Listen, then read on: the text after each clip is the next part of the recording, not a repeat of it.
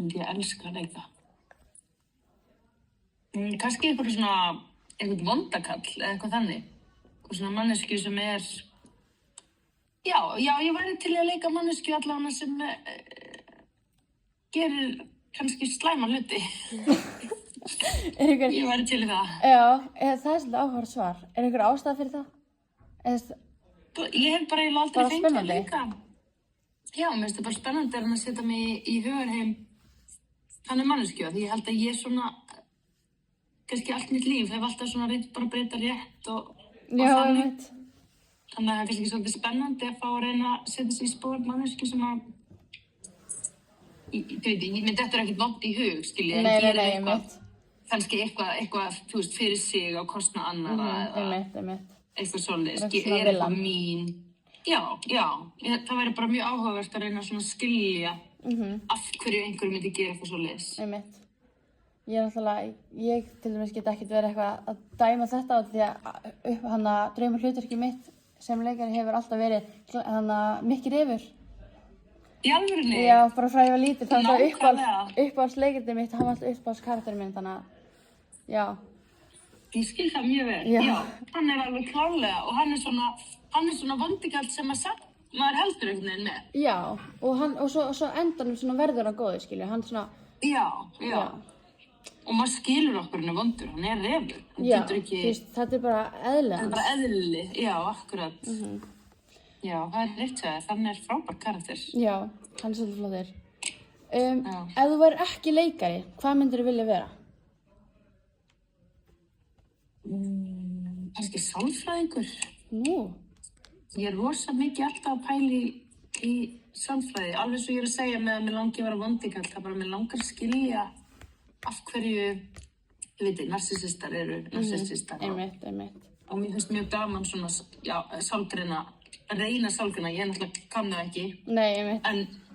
En reyna að skilja persónuleika trait hjá fólki og já, ég held ég myndi örugglega vera sálfræðingur. Það er fólk svo merkilegt. Hver er uppáhaldsstaður þinn á Íslandi?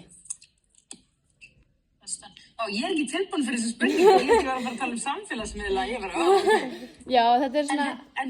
Þetta er svona inngangsspurning. Já. Uppáhaldsstaður minn á Íslandi, ég veit, það er Svarfaðardalur. Svarfaðardalur? Ég leik einu sinni, hann er eiginlega rétt hjá Dalvík, þetta er á Norðurlandi. Þetta er bara svona einn af þessum dölum sem fer inn í landið. Já, ég held við hvort það er. Og þetta er reyndar mjög merkilegu dalur af því að ég tala stundum að kóngafólkið okkar kemur úr Svarfaðardal af því að forsetinn okkar, hvað hét hann, Kristján Eldjárn. Já. Hann kemur úr Svarfaðardal og öll Eldjárn-ættin kemur úr Svarfaðardal og bara svona fólkið sem þessi dalur býr til er bara allt eitthvað svona geðveikt flott eins og leikstjóri sem heitir Ása Helga Hjörleifs sem er ógeðslega klár og gerði mynd sem ég lék í Svarfaðardal. Þess vegna veit ég allt Svarfaðardal. Hugleikur Dagsson er úr Svarfaðardal, fullt af flottum leikurum eru úr Svarfaðardal og það er svo merkilegt þegar maður fattar að allt þetta fólk tengist og maður er bara það sem tengið þau þessi dalur. Þetta er geggjaður dalur, ég átti æðislegt sumar að leika bíómynd og ég var bara ástfangin og ég mæli með. Já, þetta er rosalega áhugavert, ég vissi þetta ekki.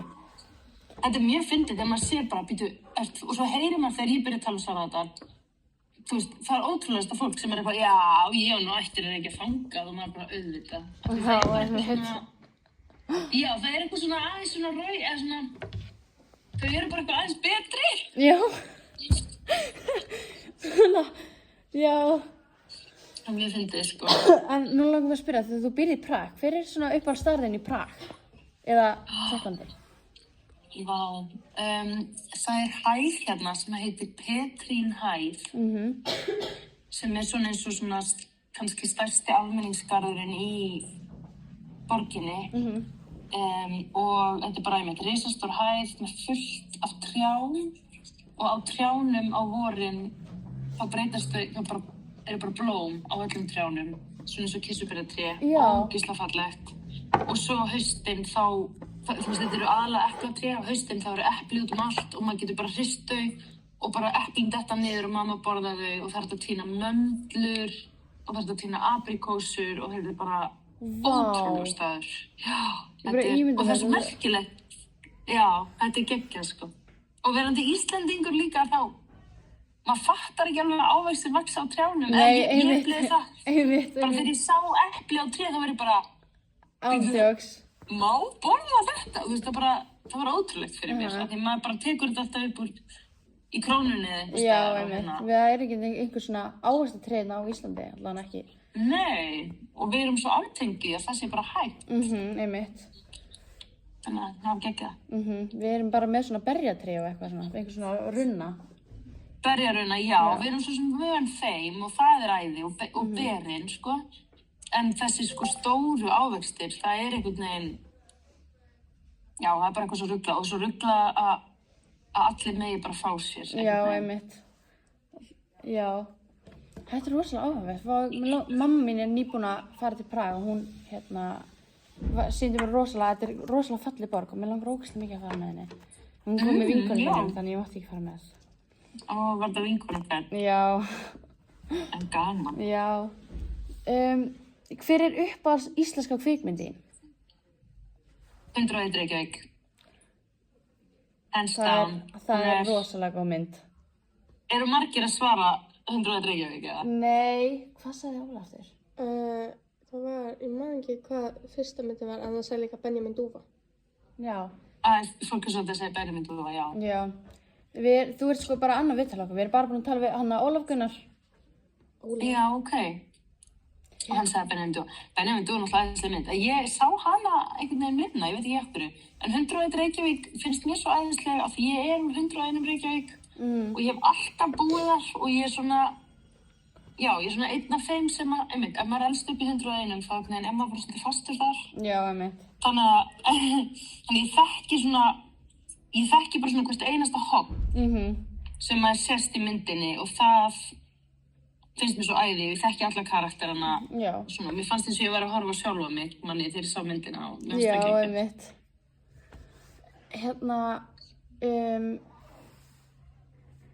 Ertu með einhver önnur áhugamál fyrir utan leiklist?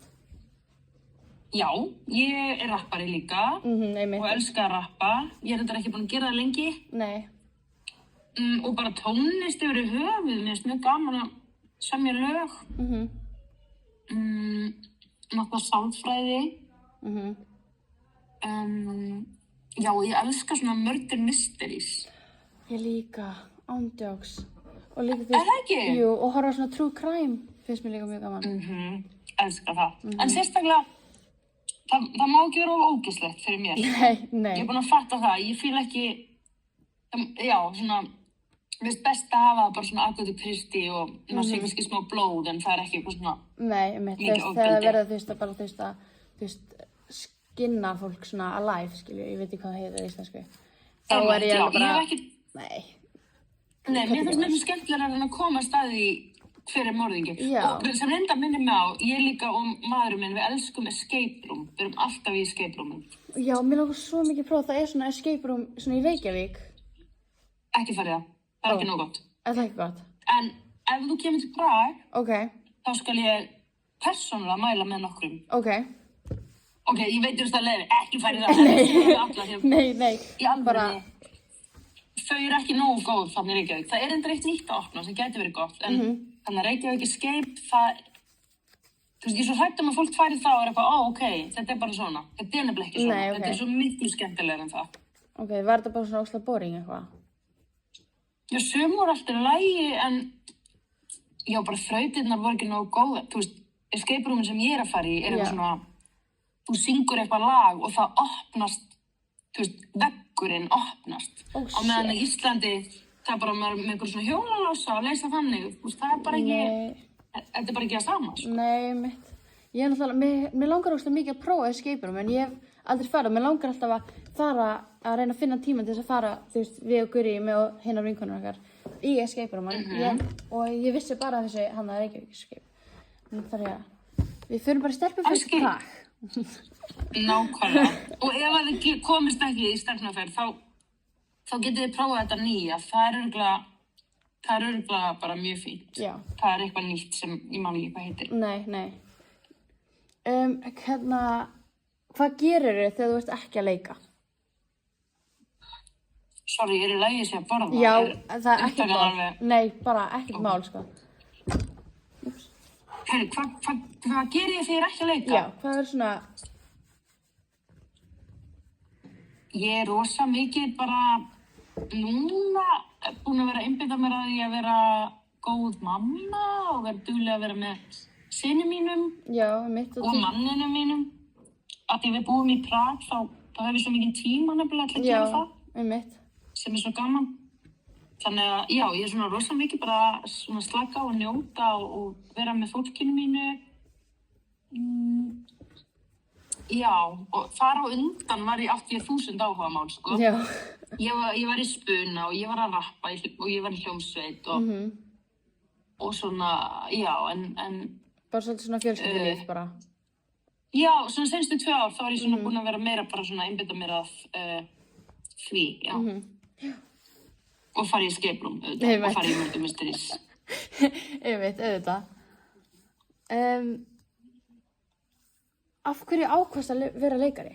Og hvenær vissur að þú vildir vera leikari og leika?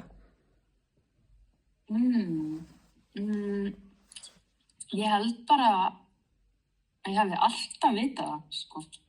Ég bara alveg frá því ég man eftir mér, þá sagði ég að ég vildi vera leikona þegar ég er stór. En það var nú svolítið stórt moment, sko, þegar ég tók þátt í skrekk þegar ég var 14 ára. Eða 13 ára og þá var fyrsta sinn sem ég var í einhver svona leiklistar-dóti og komst að því bara ég væri ekki træðilega í því, sko, gæti það kannski. Þá svona kviknaði kannski áhuginn fyrir alvöru, eða svona markmiði, þú veist, mér langaði þetta var draumur en svo var þetta svona markmið og þá svona bara gerði ég allt til þess að geta orðið leikona í framtíðinni. Mér hefur alltaf langað að vera leikona, síðan forever, sko. Og ég hef farið á óteljandi leiklistanámskeið síðan ég var bara lítil. Æðislegt. Og leiki í nokkrum svona stuttmyndum. Geggjað, vá. Ekki hafði ég gert það á þínum aldri. Nei, en ég hef aldrei fengið eitthvað svona alvöru, skilur, þú veist, ekkert eitthvað svona, þú veist, svona bíómynd, skilur, sem fer í sjónvarpið eða eitthvað svoleiðis, eða svona leikrit þannig séð. Og ég var í skrekk núna í fyrra. Það ekki fyrra? Æði? Jú, fyrra. Geggjað. Það var ógeðslega skemmtilegt og ógeðslega góð upplifun. Það var ógeðslega gaman, sko. Ég held, sko, kannski, já, það sem ég held, og þetta ekkert endilega satt, en ég held að sé bara rosa fínt ef maður nær að fá að vera að æfa sig að leika og gera það og það sé bara gaman í mörg ár og það engin fræð sem fylgir því eða ekkert eitthvað, þú veist, að það engin að horfa nema bara vinir og fjölskylda svona eins og í menntaskóla. Af því þetta þú veist, svo verður það atvinnu og maður fer að fá pening fyrir það og svoleiðis og ég hef ekki viljað þegar ég horfið tilbaka gera eitthvað svoleiðis fyrir en ég var tilbúin sem maður var ekki fyrir en ég var, þú veist, 25 ára. Þannig að ég bara segi, þú veist, ég veit ekki með þessar stuttmyndir, kannski ertu bara búin að vera í ykkur professional stuttmyndum, en þú veist... Nei, ekkert eitthvað bilaslega, sko. Nei. Þannig ég myndi bara njóta þess, sko, að vera persónulega, þú veist, ef ég væri þú. Bara, þú þarft ekki að vera flýtaðir að fá eitthvað svona big break dæmi, veistu hvað við? Já, og líka, þú veist, ég held, sko, að vera, þú veist, að því að ég á ennþá alveg erfitt með að vera, þú veist, að vera að leika, þú veist, svona, að þú veist, ég er ennþá samt alveg svolítið feimin, skilur ég. Bara 100% ég bara var það líka. Þannig að ég veit ekki alveg, þú veist, ef ég myndi vera, þú veist, þegar ég hugsa mér, þú veist, mér finnst alveg gaman að leika og gera eitthvað svona með, skilur, í vinkunum mínu með eitthvað svona lítið, skilur, en þú veist, ég veit ekki hvort ég væri alveg tilbúin til þess að vera, þú veist, að vera að sína, þú veist, kannski leikrit, skilur, bara fyrir fram að 1000 manns, því það var alveg svolítið erfitt að gera það, þú veist, á skrekk, sko. Já, ég skil það bara mjög vel. Þannig að ég held að það sé bara fínt að ég sé ennþá bara í þessu litla, sko, akkurat núna allavega. Algjörlega, þá líka bara kemst að því kannski hvað þú fílar, hvað þú ert góð í, kannski fattaru að þú elskar söngleiki og ert góð að syngja eða eitthvað svoleiðis, þú veist, ég held að bara, já, ég held að það sé rosalega gott fyrir mann að vera ekki og frægur og fljótt, það mikið sens. Einmitt. Það líka örugglega bara svolítið, þú veist, þreytandi, sérstaklega þegar maður svona ungur og þú veist, ég að fara í menntaskóla og væri kannski bara með eitthvað crazy big break núna, ég væri bara að drukkna í. Já, kannski myndirðu fá hlutverk þar sem þú veist að leika, segjum og sérst að leika bara einhvern ungan dópista eða eitthvað. Já, bara tala eitthvað nærtækt dæmi, skilur það svona smá mikið þannig hlutverk. Og þú myndir bara gera það ógeðslega vel og þetta bara ógeðslega fræg mynd. Og þá eru þau líklega að kostu aftur sem það næst og svo aftur og svo aftur og svo aftur og þá verður bara búið að setja því eitthvað box sem þið langaði kannski ekki að vera í. Einmitt. Sem allt í lagi ef þú ert orðin aðeins eldri kannski og veist aðeins meira hver þú ert sem manneskja og listamaður en ekki kannski þegar þú ert ennþá einmitt og ert kannski einmitt ennþá feimin og ert ennþá bara maður bara að reyna að þjóna öðrum og gera það sem aðrir vilja og já, þannig að bara endilega, þú veist, leiktu þér að gera svo mikið og þú vilt og fyrir vinkonurnar bara allt sem þið viljið áður en þú make it big time. Einmitt, já. Hvar var ég eftir? Já. Hvað finnst þér skemmtilegast við leiklist og að leika? Örugglega fólki, það er svo gaman að vinna með öðru listafólki og öðrum leikurum og það er allir svo hressir og skemmtilegir og þetta er alltaf smá eins og að vera í sálfræðitíma því að við erum alltaf svo opin. Einmitt. Maður líka kynnist þetta svo vel. Já, maður gerir það. Það er svo gaman. Þú veist bara, maður kynnist líka bara svona öllum. Maður kynnist krúinu og hinum leikurunum og þú veist, og þetta er bara svo og það er líka svo létt svona að kynnast og þegar maður svo ég veit ekki hvernig maður segir þetta í íslensku svona vulnerable, skilju, og svo opin og svona. Ég er alveg sammála. En svo líka náttúrulega bara svo gaman að fá leyfi til þess að fara inn í alls konar tilfinningar og fá leyfi til þess að leika alls konar mismunandi típur og kannski elska alls konar mismunandi fólk einhvern veginn og eiga alls konar mismunandi moment með fólki sem maður myndi aldrei, skilji, ég hef aldrei rifist við mannin minn en ég hef gjörsamlega öskrað á gervimannin minn og eitthvað svoleiðis. Einmitt, já. Og mér finnst bara gaman að fá af því ég bara svona, mér langar einhvern veginn að prófa allt í þessu lífi. Einmitt. Þannig já, mér finnst það svona, það líka, það er að vinna með skemmtilegu fólki og að fá að eiga 1000 líf. Einmitt. Og upplifa svo margar manneskjur og svona setja sig í svona spor hjá, öðruvísi fólki sem kannski með bara allt öðruvísi líf heldur en þú sjálfur. Já, og það eiginlega eyðir líka fordómum hjá manni heldur. Einmitt.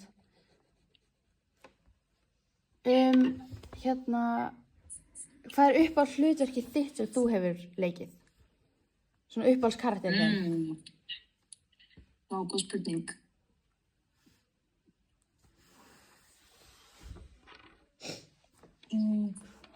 Sko, fyrsta sem ég dettur í hug er bara fyrsta hlutverkið sem ég leik á sviði eða svona eftir útskrift í Listaháskólanum. Þá leik ég hlutverk sem hún heitir Nína og hún er leikkona, hún er ung leikkona sem vill verða fræg leikkona. Þannig að ég var svona smá bara að leika sjálf á mig einhvern veginn. Já. En þetta er rosalega frægt verk eftir rússneskt leikskáld og við vorum með æðislegan leikstjóra. Og þetta var líka fyrsta verkið mitt í leikhúsinu og ég var að leika á móti bara öllum sem ég leit upp til og allra svona ædoluna minna. Þannig að þetta var svona, það var kannski líka ferlið sem gerði þetta svona uppáhalds fyrir mig og bara leikstjórinn var svo klár að ég var bara einhvern veginn, hún var að sprengja mér heilan á hverjum degi. Þannig að þetta var svona algjört drauma hlutverk og drauma ferli með Einmitt. Og drauma fólk að vinna með, þannig að en líka já, þetta var skemmtilegt hlutverk af því að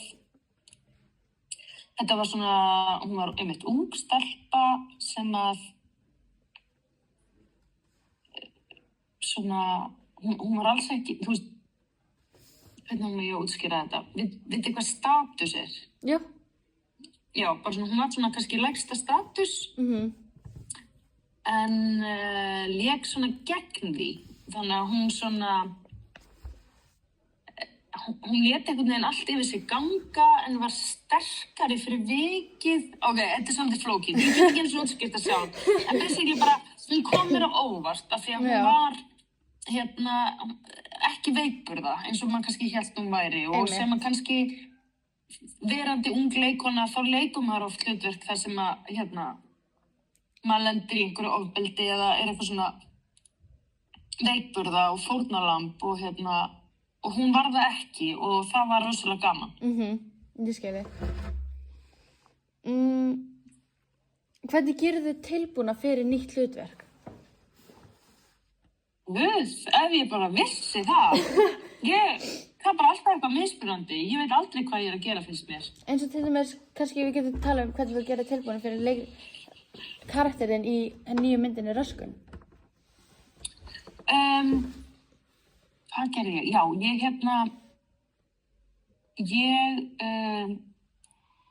ég var rosalega upptekin af því að vita alla hennar svona baksögu, hvernig samband hennar við foreldra sína, hvort hún ætti, eða hefði einhvern tímann átt einhverja vini, hversu hvað hún átti mikinn pening, hvað peningar skipta hana miklu máli. Já, en ég var mjög mikið að skrifa. Og já, ég reyndi líka svolítið í þessu ferli, af því að hún var svona, mér fannst hún vera svo rosalega ólík mér í rauninni. Hún var svona köld og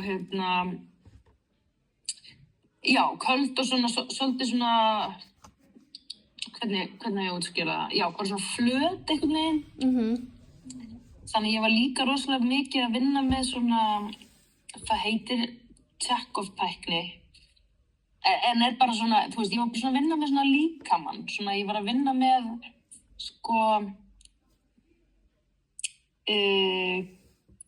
hvaða líkamspartar,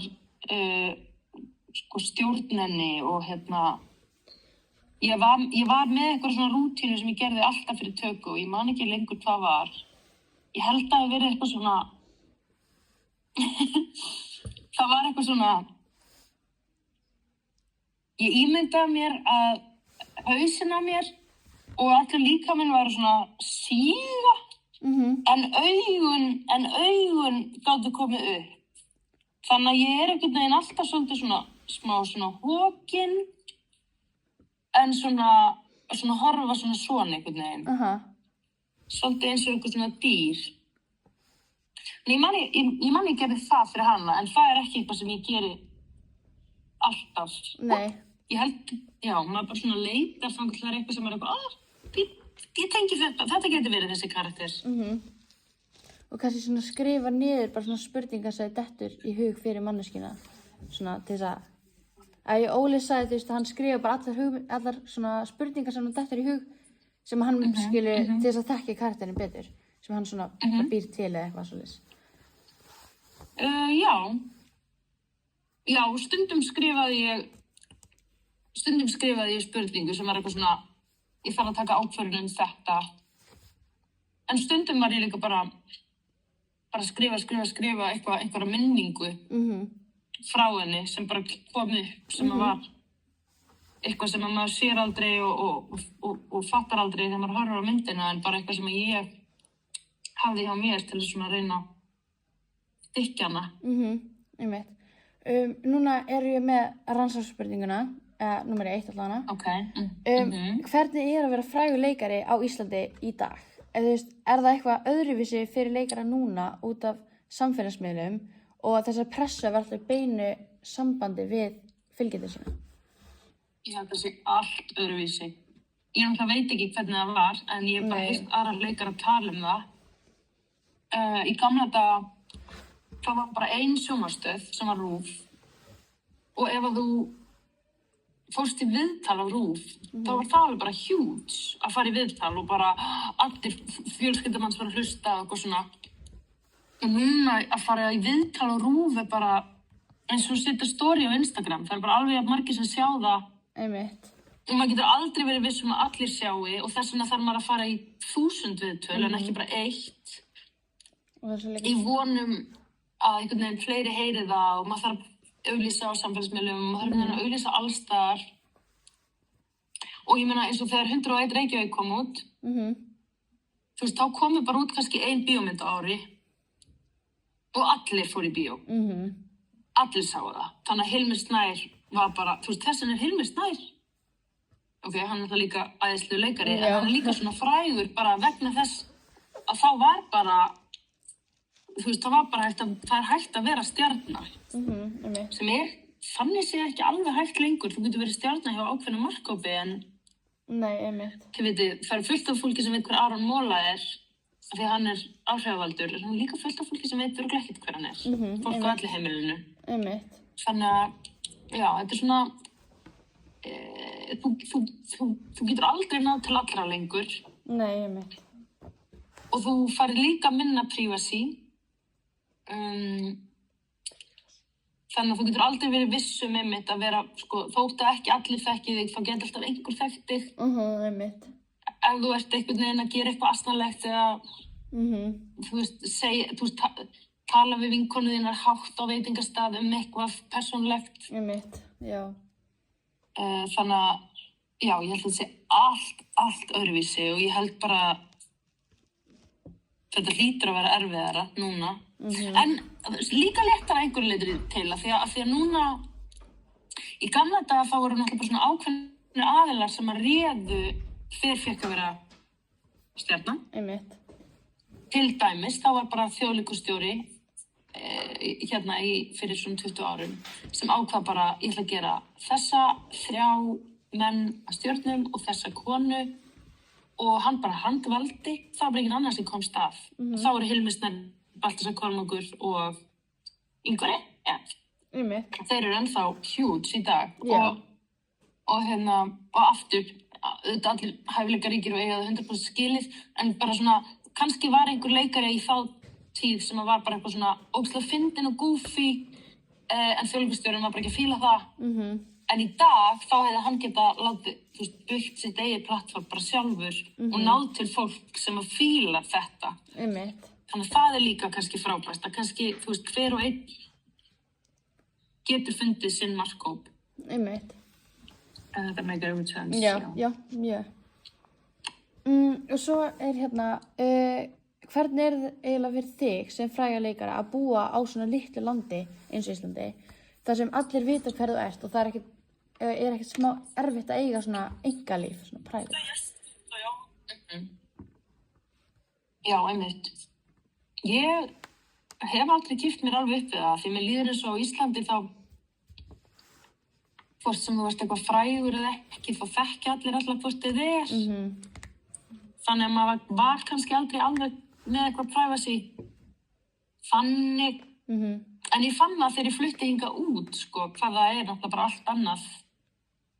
Að hérna þekki mann enginn og það er mjög svona kærkomið og mann líður svona vel, sko, að vera ekki, einmitt, að það er ekki alltaf sko spotlight á manni, eða mögulegt spotlight. Ég er ekki að segja, þú veist að, þú veist, það veit, eins og ég segja, veit ekki endilega allir hver maður er, en það gæti alltaf verið einhver og það gæti alltaf einhver verið með símann á lofti og það gæti alltaf einhver sagt einhverjum að maður sagði, hann heyrði þetta.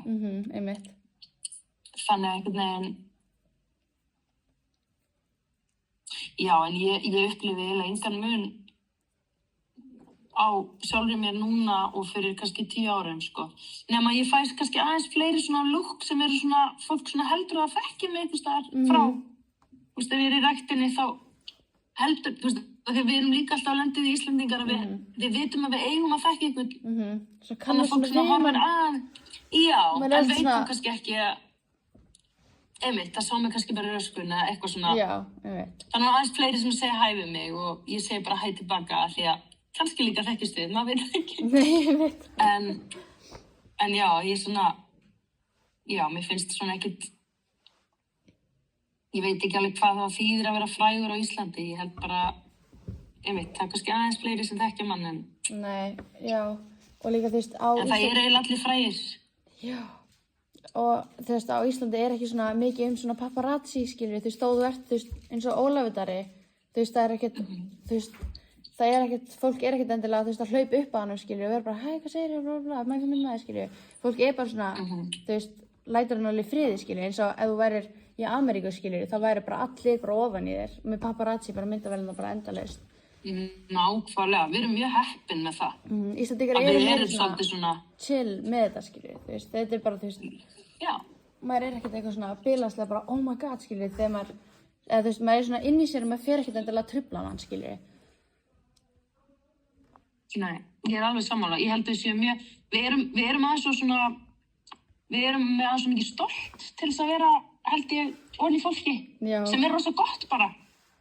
En svo þegar maður líka tekið eftir, sko, þegar maður fer niður í bæ og jamminu og svona, það er ekkert mikið að koma fyrir mig, en bara eins og ein besta vinkona mín Salkasól og það kom bara tímabil þar sem við hættum að geta að fara niður í bæ saman af því að þá var hann bara ekki látin í friði, sko. En það af því að þá fólk, sko, náttúrulega drukkið og þá það ekki lengur með þessi mörk. Einmitt. Þannig að, já, kannski, þú veist, einmitt, svona mjög frægt fólk á Íslandi mikið áreitt að fara niður í bæ, sem að kannski gaman einu sinni að tvisvar og svo hætti það að vera gaman. Já, einmitt, sem verður kannski pínbreytandi. Já, en annars það bara látið frekar mikið í friði sem alltaf frábært.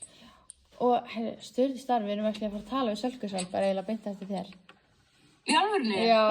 Þið getur spurt hana út í þetta, hvort hann upplifi, því ég upplifi þetta svona, en ég hef oft verið með henni niður í bæ og bara, og fólk alveg heldur endalaust að hann vilji spjalla, sko, sem líka rosalega fallegt, sko. Og þá var ég oft svona típan, ég var leiðilega típan sem dró hana í burtu og var eitthvað, sorry, ég verð að fara trún og eitthvað svona. En, já, það var áhugavert að heyra hvað henni finnst. Mér finnst þetta ekki trufla mig neitt, sko. Nei.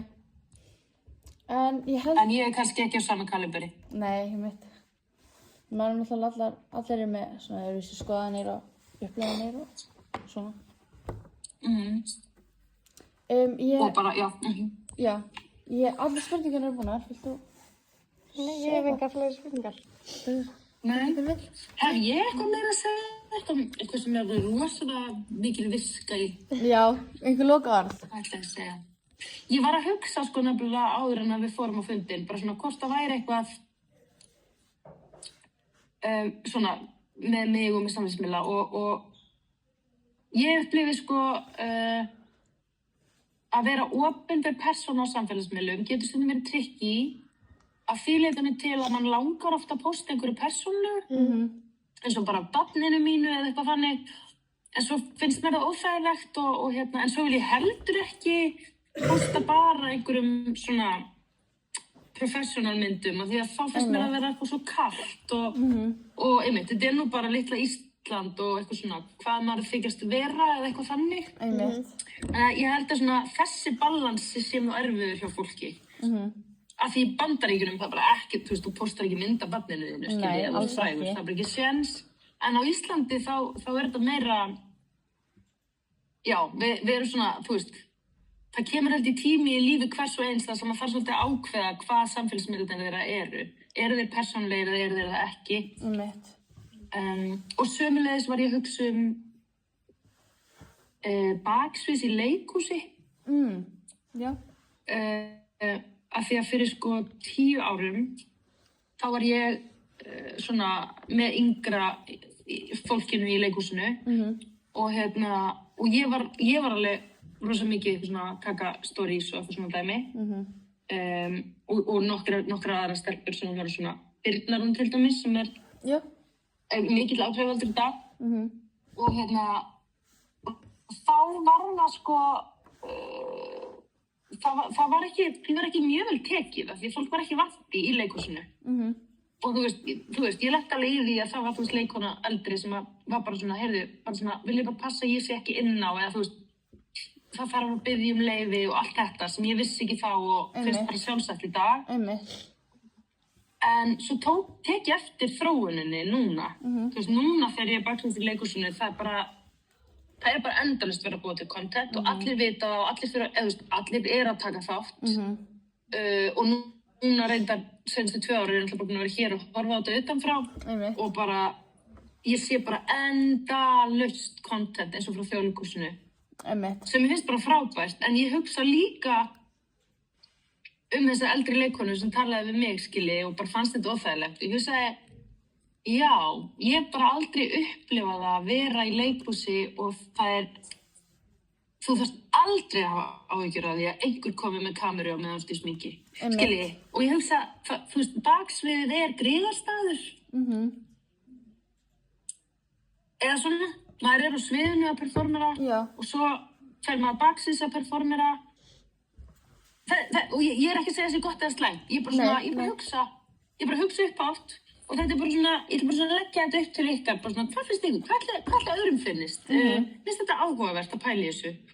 Þannig að já, þetta var minn litli visku hugsunarmáli.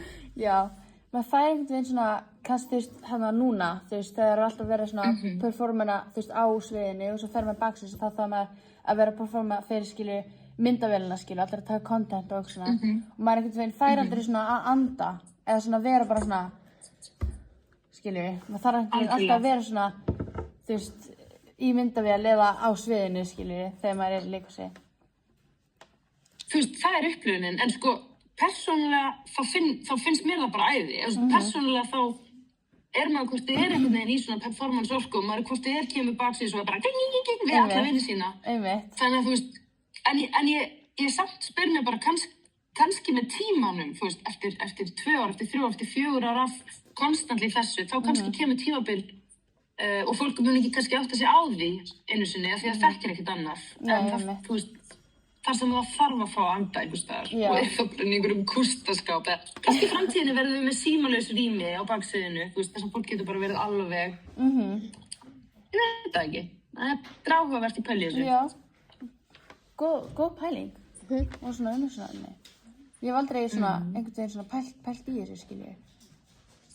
Ég meina, svo er líka fólk oft hálfnakið þarna og... Það skiptum föt og eitthvað svona, skilji.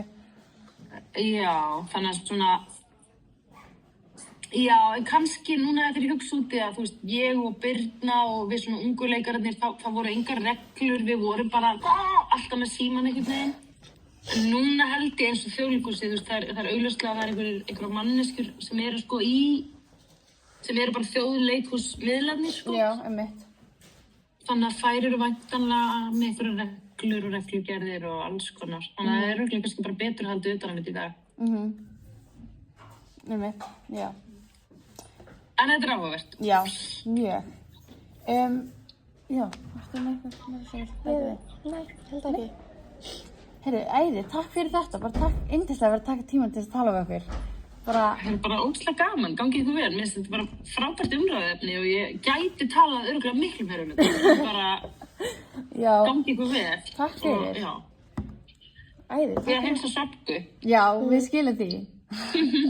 Takk fyrir þetta, við sjáumst. Bye. Bye.